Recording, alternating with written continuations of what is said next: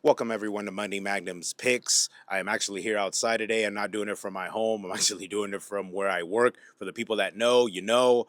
But before we get started, hit the like and subscribe. I want to be able to give you some more content. The baseball players are coming up, so I'm going to have some predictions then. But for today, I am going to give you my week 4 predictions. So let me start on Thursday, where the Cowboys were favored by 5.5. I took in the Cowboys to win and cover.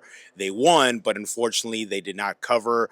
Aubrey had missed a field goal with less than a minute to go that would have covered, so I would have been correct on that prediction. But Aubrey who had made two from like beyond 60 yards, but happened to miss the 51-yard field goal at the last minute, so I didn't ended up winning that prediction, even though I should have won, but oh well. But let's move on. Let's get to the Saints versus the Falcons. The Falcons are favored by 3 with a money line of minus 155, while the Saints are getting a money line of minus 110. I actually like the Saints. I know they had a tough battle with the Eagles. Unfortunately, they came short. I think it was a really good game, a very low scoring defensive game. But I still like the Saints, and I like their defense, and I like them coming into Atlanta and pulling an upset. So I would take the 3 points. I mean, I think that they can flat out win the game. So I would take the Saints not only to cover on that +3, I am taking them to win the game. Let's move on. The Eagles favored by 1 in Tampa Bay over the Bucs. The Bucs are getting a money line of +105, while the Eagles are getting a money line of minus 125. I think the Eagles showed some grit. They showed some heart in New Orleans when they defeated the Saints, and I think they can go to Tampa Bay here and get another good result. So I would take I would lay the 1 point and take the Eagles to win the game. So I am taking the Eagles on that one.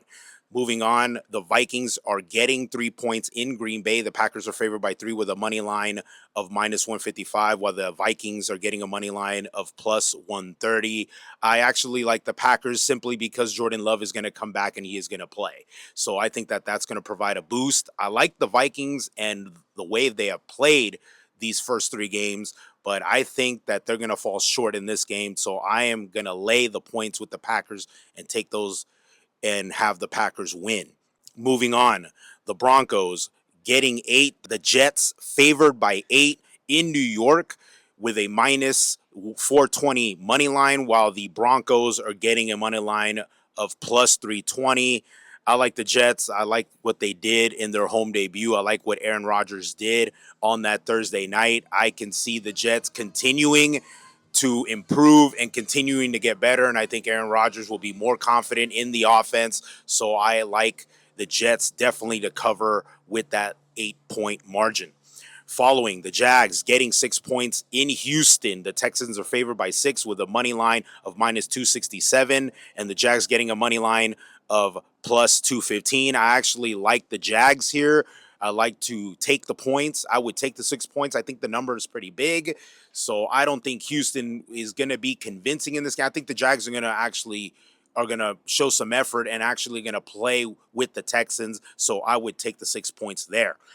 Next, the Steelers favored by 2 in Indianapolis. The Colts are getting a money line of plus 115, while the Steelers are getting a money line of minus 135. I like the Steelers to continue to just do enough to win. They are great defensively, but their offense is still stagnant. They're just going to score just enough points. If they get to 20, they'll win the game, and I can expect the Steelers to do that. So I would lay the points and take the 2-point margin there.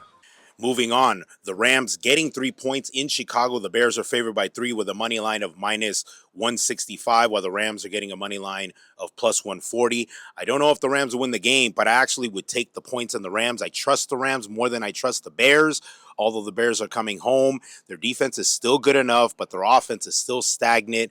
Caleb Williams hasn't figured it out and hasn't felt comfortable simply because the offensive line has not helped them at all. I actually like the Rams, even though they're injured.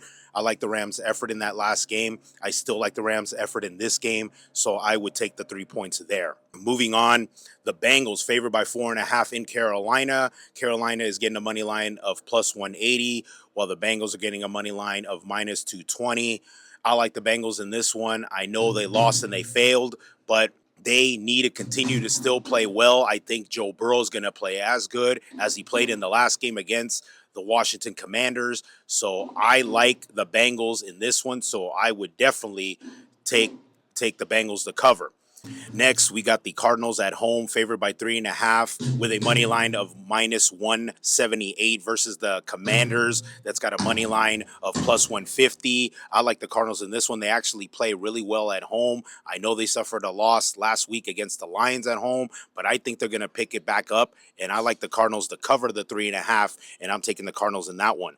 The next game, the Patriots are coming to San Francisco. The San Francisco 49ers are favored by 10.5 with a money line of minus 600, and the money line going to the Patriots at plus 430. This is a massive number, 10.5, but I actually like the 49ers to cover simply because they got Deebo Samuel coming back and they got George Kittle coming back. So I think that Brock Purdy is going to have two more valuable weapons where he can be able to throw the football and show how well he has been playing. He has had a good season so far. So I definitely like the 49ers, who had the game last week against the Rams, and they dominated. They outplayed the Rams for most of that game, but they suffered a horrible loss, and I think they're going to bounce back, and I think they're going to respond big against the Patriots.